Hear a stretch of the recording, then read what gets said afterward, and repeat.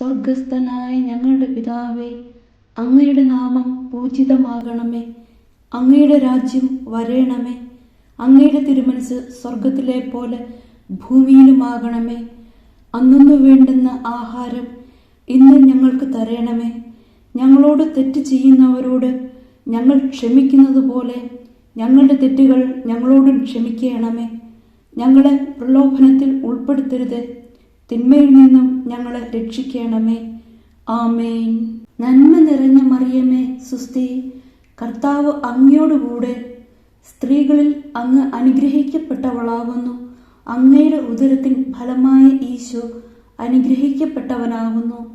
പരിശുദ്ധ മറിയമേ, തമ്പുരാന്റെ അമ്മേ, പാപികളായ ഞങ്ങൾക്ക് വേണ്ടി ഇപ്പോഴും ഞങ്ങളുടെ മരണസമയത്തും തമ്പുരാനോട് അപേക്ഷിക്കണമേ. ആമേൻ.